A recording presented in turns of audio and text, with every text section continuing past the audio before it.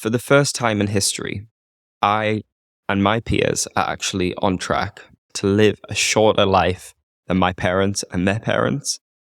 And that just says everything for me.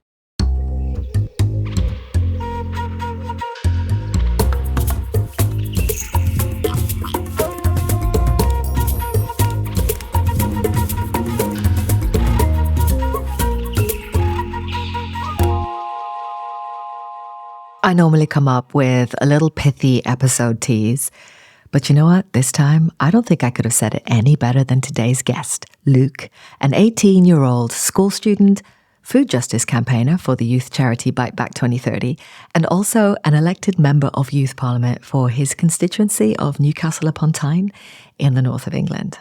So yeah, this episode is all about seeing through the eyes of a generation who are growing up into a world where food, and specifically the type of food being marketed to them, might actually be shortening, if not their overall life expectancy, their healthy life expectancy. So yeah, we're going to be digging into all of that. Welcome to If I Rule the World, episode 13. And before we dive in, I just want to do a little bit of scene setting and invite you on a little imagination game. So let's begin. Imagine for a moment a bunch of conservation biologists get together and they decide that the best way to help wild animals cope with the loss of their habitat, diminishing access to food, water, space to roam, is to build a big warehouse and draw and entice these animals in and then train them to eat a new kind of food that's actually pretty easy to find. They don't have to work too hard to find it, to chase it down, risk life and limb, all that stuff. It actually tastes pretty good. It even satisfies cravings. But in the long run, it's going to kill them. I don't think any of us would find this an acceptable solution for wildlife. But weirdly, this is the road we are so far down that we've now begun to normalize, in fact, completely normalize the food system or a food environment that the research has shown is shortening our lives and certainly impacting the lives of the younger generations. So in the scientific literature, this is an area of study called the commercial determinants of health, although some scientists prefer to call it the commercial drivers of disease and death. And that line comes courtesy of another podcast, the Sigma Nutrition Radio podcast. I'll do a little plug for it here, link in the show notes, because that's where I heard a leading scientist in this field, Professor Emma Boylan, describe this food system as the commercial drivers of disease and death with such a dry laugh. The dry laugh of someone who has clearly been measuring and documenting these stark realities for way too long. So I really hope that in future episodes, I'll be able to speak to an expert like Professor Boylan. But like I said, for this episode, I really wanted to be walked through a young person's view of this world that we're living in, of this food environment. So enter Luke, the young person that we're going to be hearing from. He's in his final year at college, he's doing his A-levels, and he is one of a group of youth activists working with the charity Bite Back 2030, who've been campaigning to ban junk food advertising that is targeted at children and teenagers. And although this is a campaign that's very specific to the UK, frankly, this applies to anywhere in the world where junk food is available, where there's TV or social media or any kind of digital tech. Because when you put all those things together, I think it's safe to say that nowhere is safe. So the UK government was actually on track to ban advertising of junk food to children and teenagers back in 2019. There was a rather sudden U-turn on this legislation. The government cited the cost of living crisis, which I would argue is probably best called the cost of growing wealth inequality crisis. But to be honest, that's another subject for a different podcast. But bringing it back to this campaign, I think that speaks volumes. All of that speaks volumes. I came across Bite Back's work through a brilliant 2-minute film called It's Not Your Fault, You Can't Resist. Again, link in the show notes. In the film, they invited 8 teenagers who basically unwittingly took part in a social experiment to demonstrate the power of advertising in influencing young people, especially in their choices and what they eat and their food habits.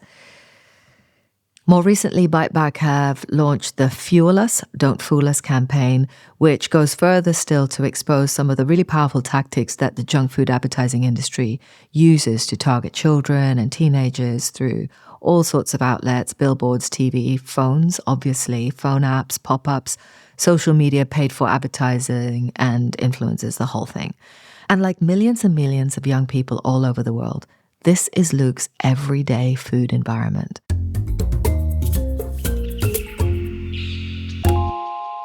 So just tell me a bit more about Bite Back as an organization and how you got involved. So Bite Back is a youth activist movement that is basically fighting for a better food system. We come under the idea that it should be easy for me and other young people to eat healthily, and it fundamentally isn't.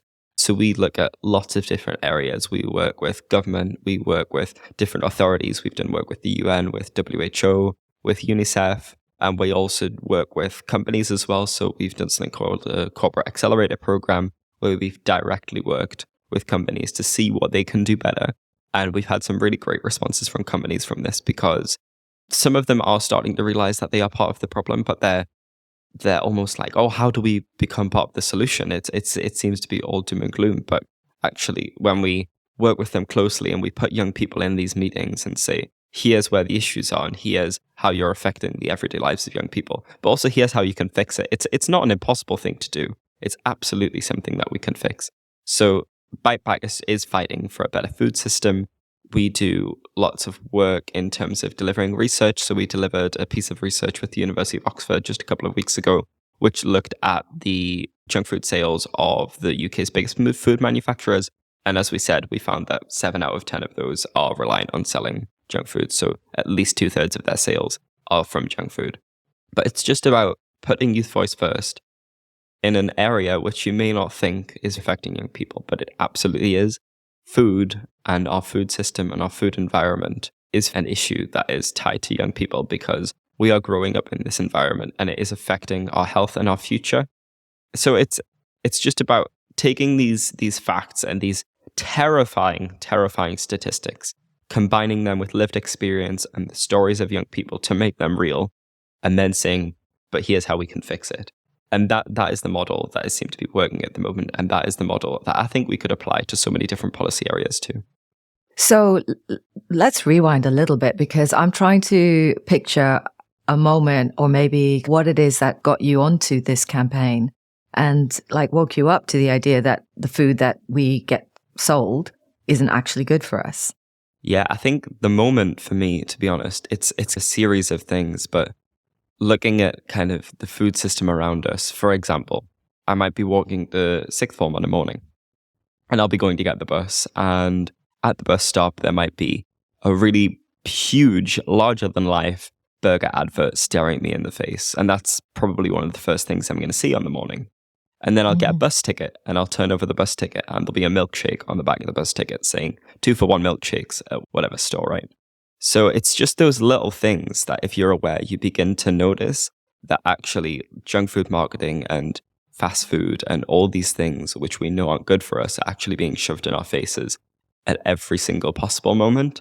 And what's even worse is that a lot of the time this tends to be towards young people, right? So there's evidence to suggest that young people are actually being targeted on social media with these adverts. And all of the different young people at Bite Back I speak to, they tend to be targeted by kind of delivery apps, or they might be targeted by a particular fast food chain or a particular fast food manufacturer. And it's really interesting to see that it's often young people that are arguably most vulnerable with this kind of thing that are actually being targeted the most. And often when we speak to adults about this, they don't notice until we start pointing it out. And in fact, I was just speaking to my mum the other day, and she went, "Oh yeah, I've actually noticed on the front of this, it says, oh, it's a great way to start your day. It was actually a packet of cereal. It's a great way to start your day. It's full of vitamin D, it's full of iron, it's full of fiber. It seems great. It might even have a nice cartoon character on the front, which really kind of entices children and young people." But then you look on the back, and it's actually equally as full of sugar, and it's got 1,000,001 ingredients which are completely unidentifiable and we know aren't good for us, right? So that's the kind of things that really get me going, and it's so interesting to see that young people are starting to become aware of this, but so many of them are still at risk and so many of them are being affected by this. And it's coming at a time where 1 in 3 children, young people, are at risk of future food-related ill health by age 10. So before they've even left primary school, these young people are already at risk. And in fact, 1 in 3 of them. It's an unprecedented stat that has never happened before. What I'm really curious about is how, rather than just all these adverts and, notifications on your phone, I mean, I see that on my daughter's phone, for example, like she'll get like loads of pop-ups from maybe she used her phone, used an app to buy a McDonald's or something. And then it's just constant, right? So at what point for you did it stop being just part of, the normal world? Because I'm going to make the assumption that, you're 18, you've not known or seen much different to you've been exposed to up to now. So what is it that made you and, the other people, the youth campaigners in Bite Back, look around and go, hang on, this is not right. This is not normal.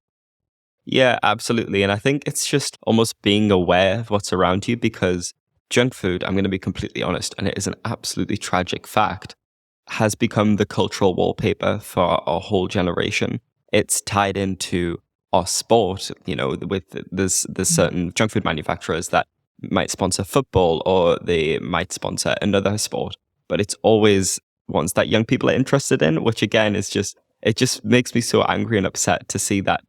If you might look at tennis, for example, it's Evian, it's Rolex, but then if you look at football, it's Cadbury's, it's McDonald's, and that just doesn't seem right. And we all know that the majority of young people are not going to be watching Wimbledon, but we all know they're going to be watching the World Cup. So it's these purposeful tactics that are used by junk food companies actually to target young people because they know it works, right? They would not spend hundreds of millions of pounds per year on junk food marketing, particularly targeted at children, if it didn't work, right? So that's the thing that makes me so upset is not just that actually it is everywhere, but when you start to look at the specifics of it, that it is actually targeted at young people. And we all know young people are going to be vulnerable and they're going to be the ones that are actually probably going to succumb most of this marketing. A child might, see an advert for a particular cereal on television and then they'll go to the supermarket with their parents.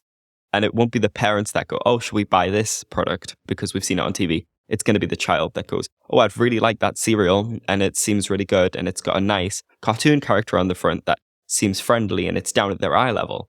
But then you bring it home and this child's been having it for weeks, months, maybe even years as a great way to start their day.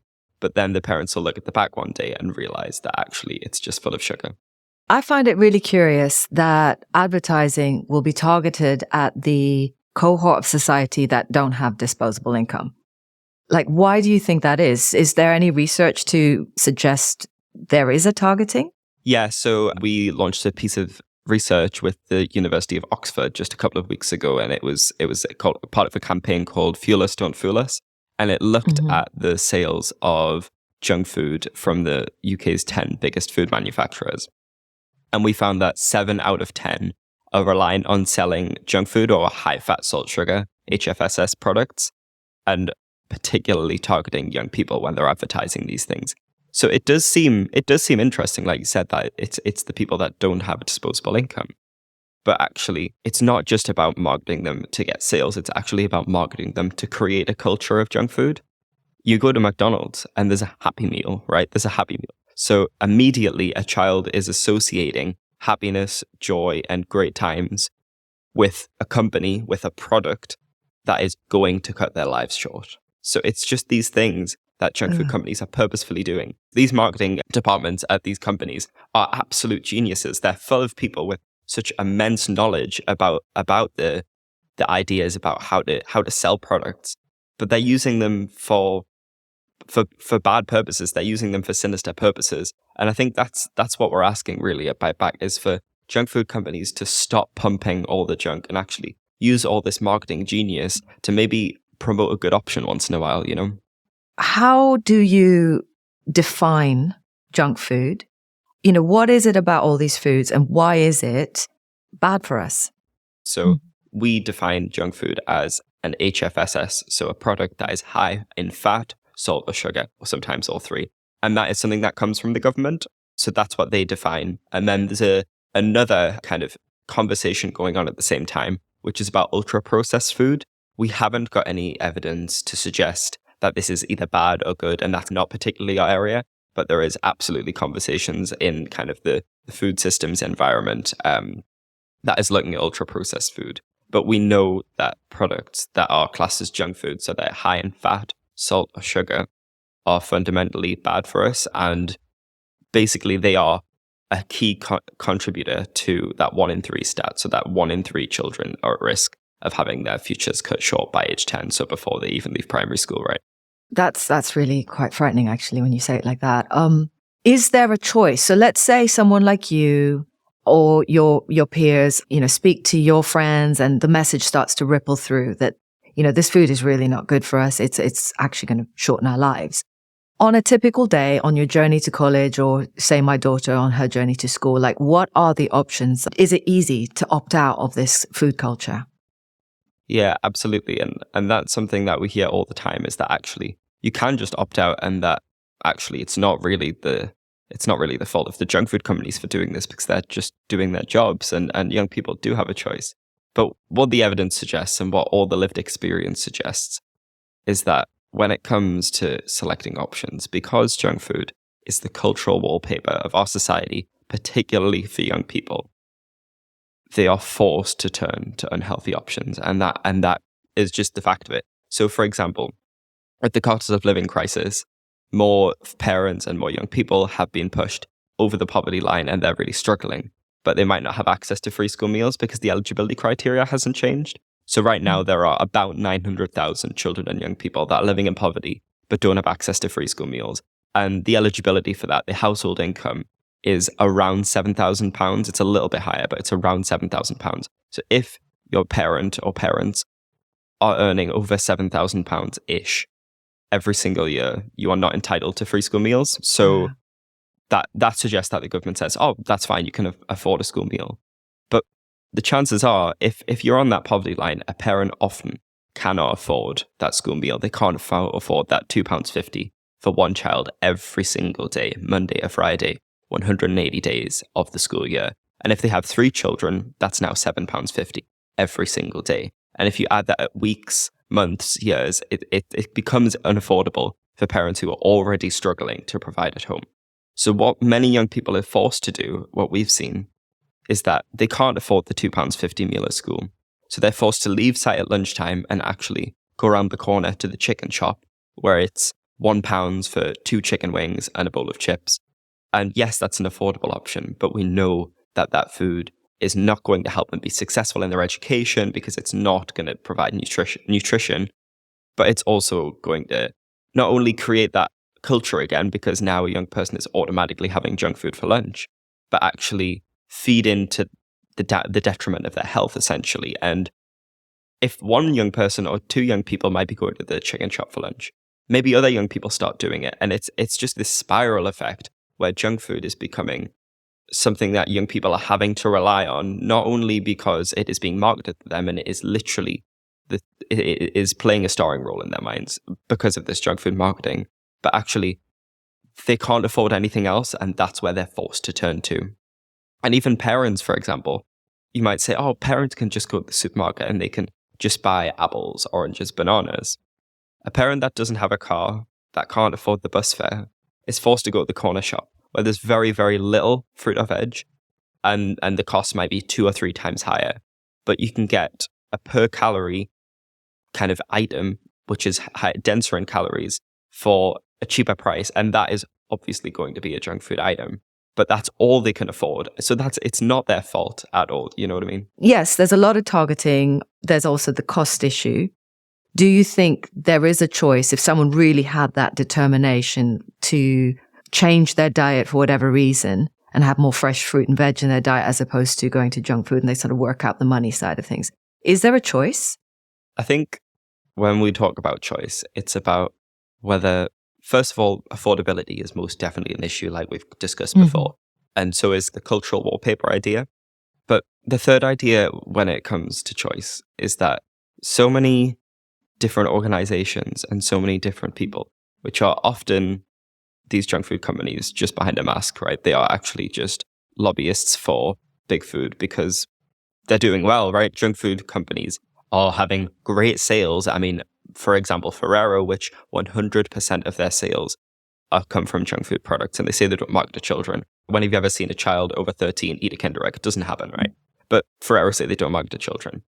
I would say they probably do. And then on the little Kinder bars, I don't know if you've seen, there's a child that I would guess is probably around 7 or 8 peering over the bar. It's about Kinder kind of actually means a child in German, Kind. Exactly, yeah. So, it's the clues in the name. My God, yeah. It's crazy. But yeah, when we talk about that, it's just looking at where the onus is. And the onus is on these junk food companies, because you can try your absolute hardest to kind of live better, for example, and select better options. But if you're living in poverty, which so many young people are now, and they aren't on free school meals, there is very, very little a parent can do to actually change that. And that has got to be on government, and it's got to be on these junk food companies. And for the first time in history, I and my peers are actually on track to live less, to live a shorter life than my parents and their parents. And that just says everything for me, because it's absolutely bizarre that in a world where people are supposed to be doing better than ever, I'm actually set to have my future cut short. And it doesn't seem fair that junk food companies are still getting away with this more than anything, and that government hasn't stepped up. Government said that they would put a junk food ban online and on TV before 9 p.m, and they would implement that, and they've actually delayed that, and that hasn't happened. And that was a huge win for us, and it was a huge win for child health, because it meant that young people were going to be stopped being repeatedly exposed to these adverts, which are ensuring that food that isn't good for them is playing a starring role in their minds. How does that make you feel? It was fantastic to get the win, and it was amazing to see that government maybe is putting child health first. And then just a few months later, that was delayed. And it was quite infuriating, to be honest, because we've done so much work and there's so much research that's gone into this that conclusively proves that junk food marketing is a big factor in the worsening of child health. And then for the government to say, oh, well, we're just going to delay this was upsetting, but it also showed that the onus is not just on government now, it's actually on the companies as well, because we know for a fact that government didn't just decide this one day. We don't know the specifics around why the decision was made, but we know that junk food companies have so much money and they have so much power, not just within food, but within the wider system of society. You know, these companies are making billions in revenue each year off selling unhealthy food. So for a bill, for a law, for a policy to ban junk food is obviously going to upset them, right? But we know it's the right thing for children, and it's the right thing for our health and our future. The pursuit of profit at the expense of people and planet can leave us thinking that money is the problem.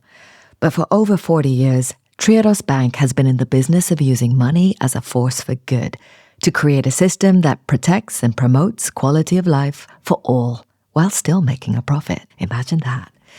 Being sustainable, ethical, and profitable is what sets Triodos apart from other banks, with total transparency for customers to see where their money goes, and more importantly, where it doesn't go. So Triodos does not finance weapons, arms, and munitions. Triodos does not invest in the tobacco industry.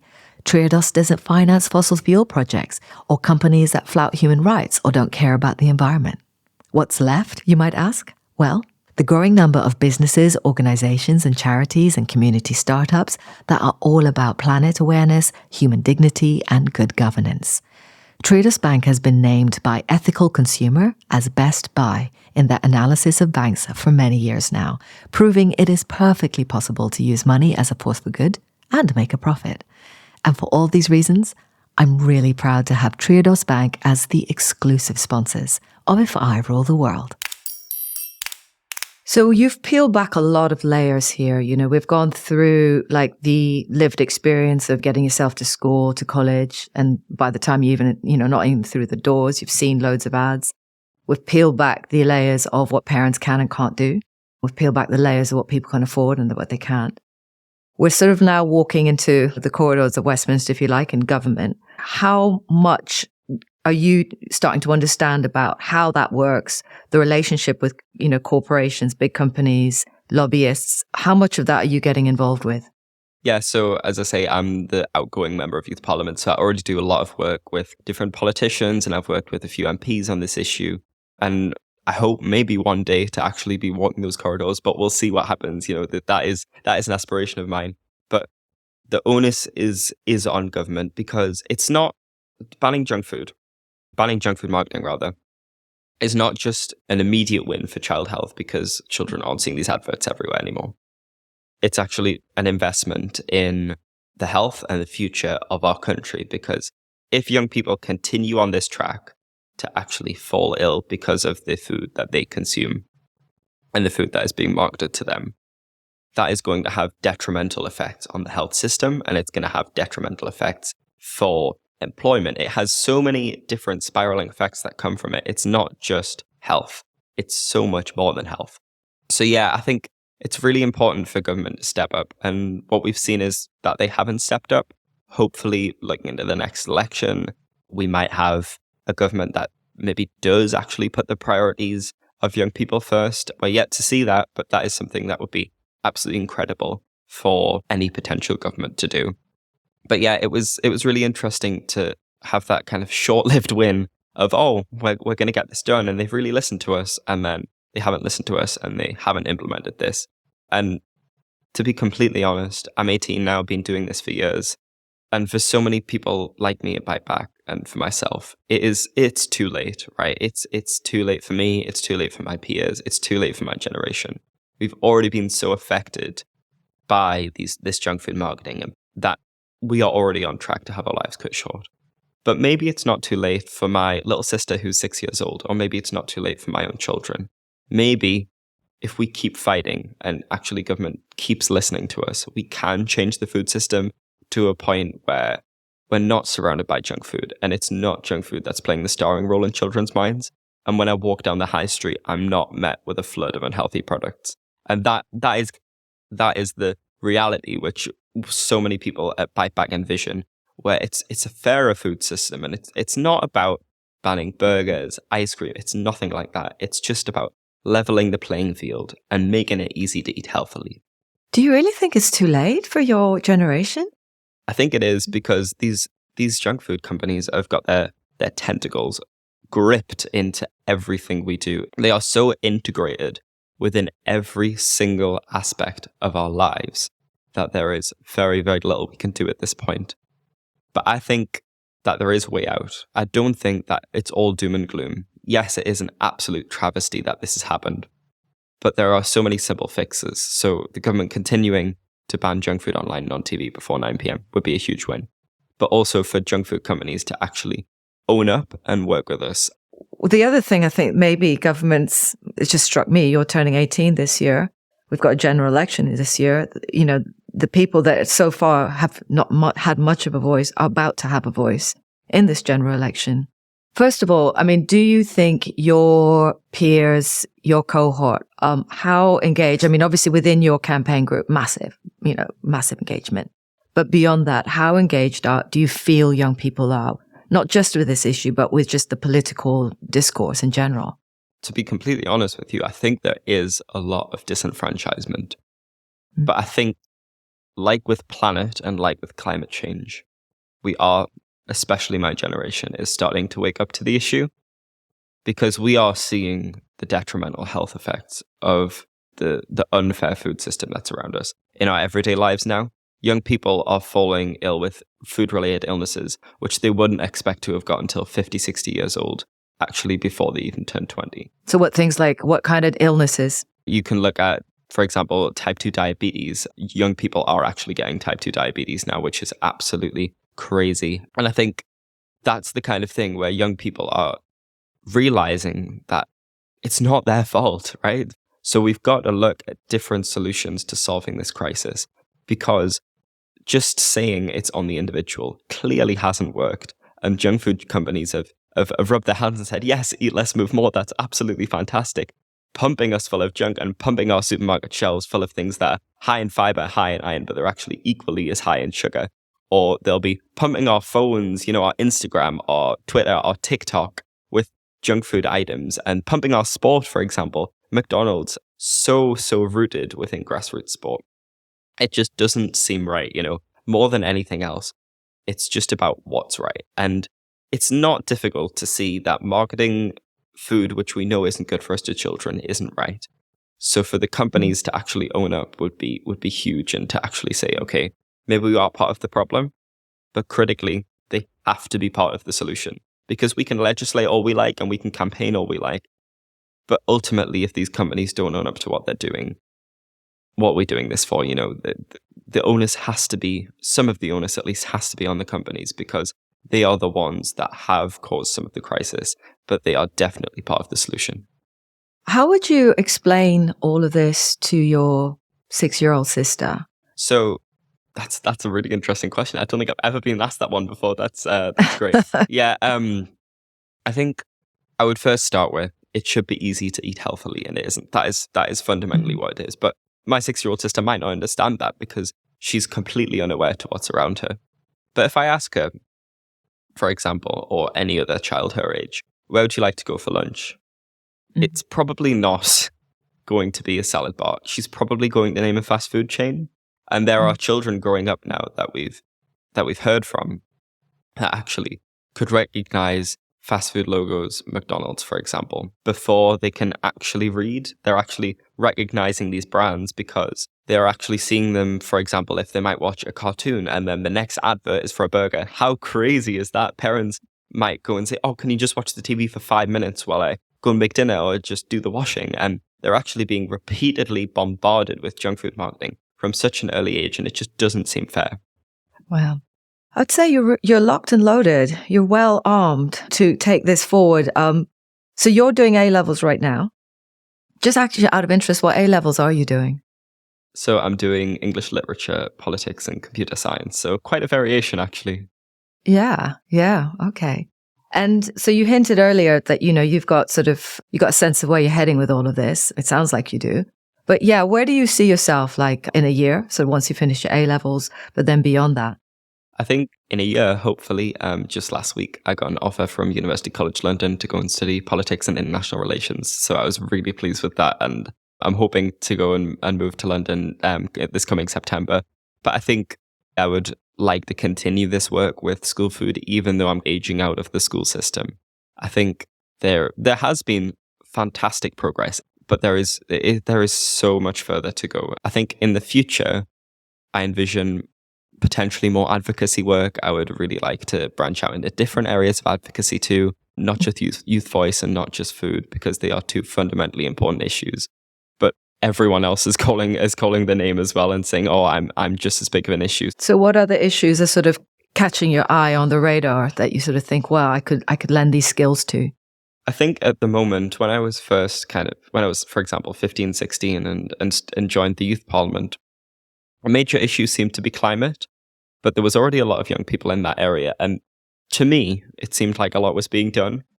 But actually, as I've become more educated on the issue and general advocacy, there doesn't seem to be enough being done in climate, and food plays a massive role in that. Generally, healthy food is better for the planet too.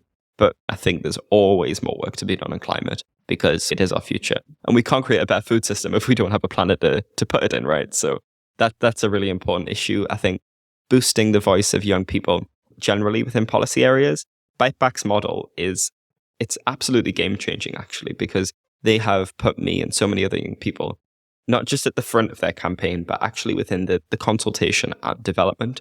All 3 stages of the campaign has been led by young people. And all of the wonderful researchers and campaign team that we have at Bite Back are all doing it to put young people first and to make sure that we are growing up in a better food system than they did. So I think to apply that model to any other area would be world-changing for any policy area, because if it's an issue that affects young people, and most issues tend to, for example, crime and safety or culture, media, and sport, if we're not properly integrating young people in the consultation and in the development and the delivery of solutions, which are issues that are affecting them, I think they're almost doomed to fail. So I think proper and meaningful engagement with young people in any campaign area is the key to success. And it has been with food. We've had some brilliant wins as Bite Back, and we're only on track to make the food system even better. So I think to apply that model to any other campaign area would really be beneficial. Wow. I think I'm trying to picture you in a boardroom delivering this directly, like eyeballing, individuals in these companies. And what kind of reception do you get? We've had some really good reception from companies, and we've had some companies which have been really challenging. So, for example, last year I attended a conference where there was loads of different corporate executives in food with another one of our youth activists. And we did a presentation. There was probably about 50 people in the room.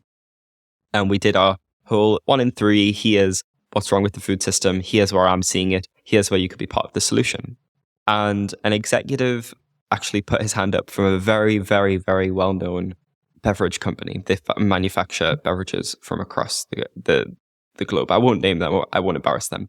But he put his hand up and he said, "Oh, this is brilliant what you're doing. Keep going. This is fantastic. Do you think we could make a product or something like that? Do you think you could work with us to make a product to promote to young people?" And obviously, this was just something that was trying to throw us off. It was something that was just trying to, again, shift the blame away from these companies because he felt called out, right? He was like, whoa, I feel like part of the problem here. And my colleague responded and she said, "I don't think it's on us. And I don't actually think it's on us to make a product with you. I think it's actually on you to make your products better for us. And stop shoving them in my face every time I wake up, every time I go to the bus stop, and every time I go to sleep." And he just puts his hand up and he goes, "Oh, wow, she's good." And it's this kind of reception where initially, if you get somebody who's 16, 17, 18 in a boardroom with these 50-year-old executives, they think, oh, this will be really easy, oh, this is really nice. And they think of it in quite a tokenistic way. But then when they come back with these punchy responses that are really forcing them to own up to the problems that they create, the atmosphere in the room changed. You could feel the sense of respect shift away from these executives and actually onto us as young people and onto our experience. That was kind of one of the moments where I thought, yeah, this is absolutely where I need to be in life, because that was so interesting to see that one experience, one story actually changed the perspective of 60 executives in one room. And they might have not done anything, but they probably went home and thought about that a little bit more. And they're probably still thinking about this to this day and thinking, yeah, maybe there is something we could do. And then when the time comes and when the government legislation does come to make these companies own up, I think people are going to be a lot more receptive, not only these companies, but also the public, because we're starting to see a shift as well in terms of the public's attitude to health and the public's attitude to food. There is a shift away from individuals and towards this collective idea of responsibility for companies and governments. We're not quite there yet, but I think it's absolutely something that's going to happen in the next 5 or 10 years. Something I like to draw when we talk about narrative shift is actually on climate, because if you said 15 years ago, oh, there needs to be measures put in place to stop these oil and gas and fossil fuel companies from really sabotaging our future, everyone would go, no, that's absolutely not the solution. The solution is to take a reusable plastic bag to the supermarket and put your washing machine on eco mode. And that is the solution. And that was kind of the consensus, that it was on the individuals, and the kind of narrative in the media particularly, which was absolutely being fueled by these companies, was on the individual because they were getting away with it. And I think that's the shift that we're starting to see with food as well, that companies know they're getting away with it, but also know that young people and particularly people in the health sector are starting to wake up and are starting to realize that there is a sense of responsibility on these companies. 100%. I would say, that's been the shift. Essentially, I think that your generation have helped me to see, really courtesy of being on social media, scrolling a lot, too much probably, during the lockdowns was when I really started to see, I guess, in my little echo chamber on my feeds, this idea that the burden of responsibility has been on individuals, on consumers. I hate that expression, but that's what they call us, consumers. That burden responsibility has been on us for a really long time, as long as I can remember. And that shift of going, hang on a second, there are other people that, in terms of making positive change per unit effort, they could do a hell of a lot more than me just trying to make better choices with what household budget I've got to work with. So that's fundamentally, that's kind of why I'm doing this podcast, is, this idea of like, what are these, what I call these invisible barriers? They may be invisible to me, to be honest. But probably to a lot of people, what are the invisible barriers to getting this positive change? In your view, do you think you've started to kind of pinpoint these invisible barriers? What's the glitch? What's stopping things from changing right now? So I think when we talk about invisible barriers, it's about changing the way we talk about food, because I think that is the huge barrier. Everybody that I speak to now about back, we all have the notion that it's about collective responsibility, and it's about changing the food system and realizing that the onus is not on individuals. But so many people I speak to, I was on Radio 4, for example, last week, and the presenter came back and said, oh, well, it's all about choices and there's not much we can do. Obviously, he might have just been playing devil's advocate, but that is actually upsettingly the mindset of so many people across the country. So that's the thing that we need to change. But it has been done. I'll give you another example with tobacco and smoking. As a nation, we were a smoking nation, and even doctors smoked, for example. And it was all about, for so long, the behavior of smoking. And even though we all knew, at least the majority of us knew, that smoking wasn't good for us, and that it was probably going to cut our lives short, and it was probably going to put our health at risk, everyone kept doing it because we were always talking about the behavior. But as soon as some very intelligent person or group of people came along and said, hey, let's stop talking about smoking as a behavior and let's talk about tobacco as an unhealthy product, it shifted almost immediately. Smoking and tobacco, they were part of our society. It was sponsoring sport. It was adverts on TV. And as soon as we started talking about tobacco as a bad product and big tobacco as these companies that were putting our health at risk, it changed almost overnight. And there was so much put in place, not only by the companies realizing actually we should probably stop sponsoring all these sports with our horrible products that are really, really putting people at risk, but it was absolutely also on government too. And while you can't directly compare junk food and tobacco, there is absolutely parallels to be drawn within the narrative shift of behavior and product. Because if we're talking about eating, that puts the onus on the individual. But as soon as we talk about junk food, you start to see a change. And I hope I've managed to accomplish that with you today. But from what you said, it seems like you've started to understand as well. But it takes so long as well. It took long for me. I'm not just going to say they said that it's about the products and I shifted overnight. I didn't. It took me a couple of weeks. But as soon as you start thinking about this, and as soon as you are awake to the issue and start noticing the things around you, I might be walking to the bus stop, for example, I might be scrolling on my phone. Before, that was just an everyday part of my life. But now I realize that actually it's just yet another one of the sinister tactics that big food are using. Wow. So, Luke, I've asked this of everyone on the podcast. If you rule the world, Luke, what would you do? What would you change? I think I would change the way that people think about food and health as an issue, because that is the barrier to making sure that 1 in 3 children aren't having their health put at risk, and actually that my sister grows up in a better food system. And I think it's just about companies realizing that for so long they have been part of the issue and they are partly responsible for the health crisis that we're currently in. But we can't fix this, and we can't create a better food system without their help either. They are part of the problem, but they are 100% part of the solution. And as I mentioned, we've had some companies that have worked with us and other partners and realized that actually they can become part of the solution. And they've reformulated their products. They've stopped marketing them to children. And it has worked. Their portfolio has shifted. And while they aren't perfect, they are absolutely better than a lot of these companies that are putting our health at risk.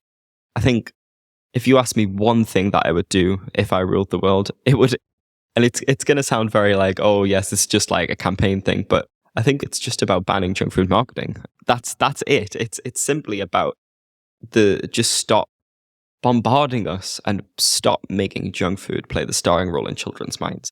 Let's have a bit of a change. Let's use these marketing geniuses who are on huge amounts of money, and actually let's put them to good use, and let's actually put them to use where they're going to actually improve health and not put it at risk.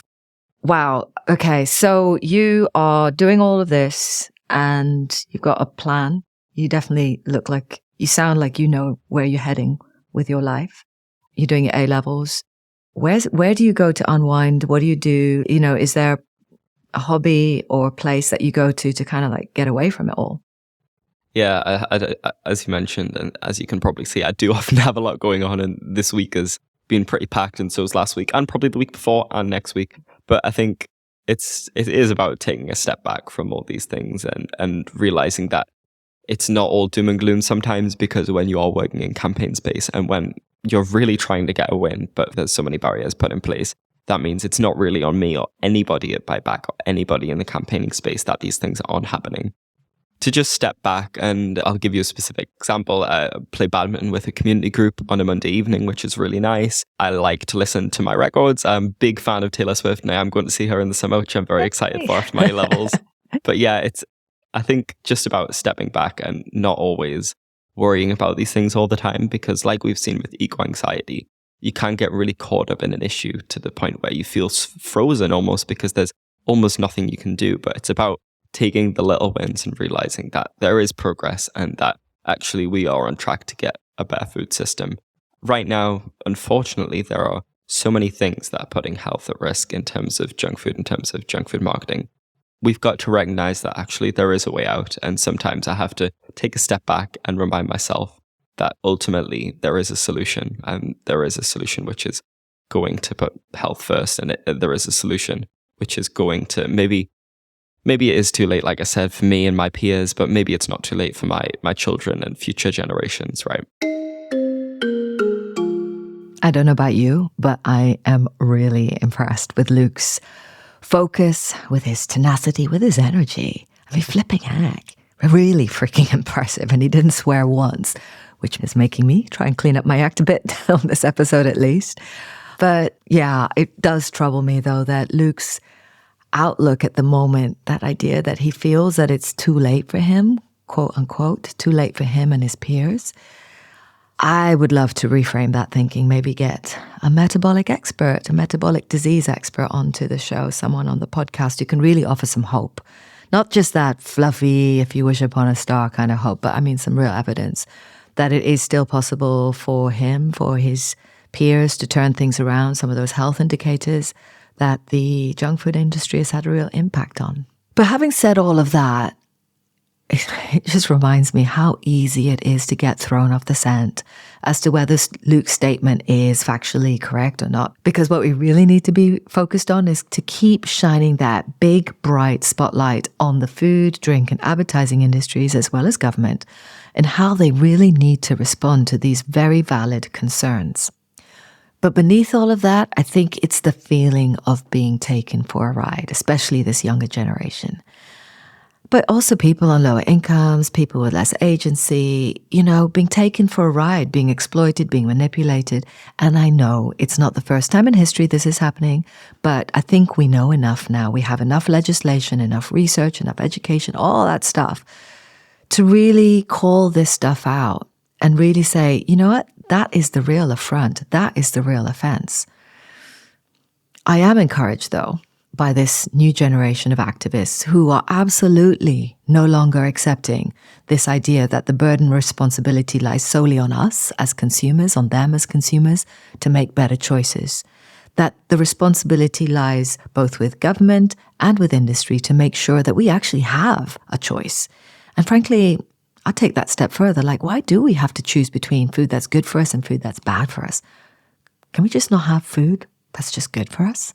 But I am just going to have to say this and just get real for a second, because while we talk about this problem, there is an opposite problem, that in parts of the world, there are still people, especially children and teenagers, that are faced with hunger and starvation for completely avoidable reasons, political reasons, like South Sudan, Yemen, and of course, Gaza.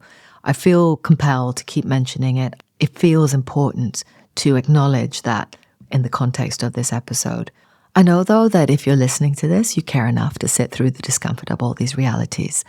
I know that you're curious, you're determined, and I'd hazard a guess that, like Luke and his generation of activists, you're really tired of being taken for a ride. So that's all from me for today. I would absolutely love to hear from you. Your thoughts, your feedback, questions, suggestions. If you're listening on Spotify, you can use a Q&A function, or you can email me on podcast@gillianburkevoice.com. I'd like to thank Bite Back 2030 for their campaigning. Please check them out. There's a heap of information in the show notes, links to their websites and campaign videos, reports and research. And as ever, I'd really like to say a massive thank you to Triodos Bank, sponsors of If I Rule the World, for making this conversation possible. And if you're really curious about finding out more about Triodos, they're going to be holding an online annual event that I, yours truly, will be hosting. It's taking place on Thursday, the 25th of April, and it's called Let's Talk Impact. The next episode of If I Rule the World is going to be sticking with the food theme. I like my food. We're going to be speaking to Farming George Young. He literally is a young farmer, a mixed arable and livestock farmer who's going to be talking about farming, obviously, profit, food security, the farmers' protests, and the thing that underpins it all, which is nature. Because let's face it, no matter how clever we get with all the technologies and the policies and the ideologies, there is no getting away from one simple fact. We are all still living, breathing organisms who are utterly dependent on fresh air, clean water, and real good food. And with that sweeping statement, I invite you to ask yourself, if you rule the world, what would you do? Thanks for listening.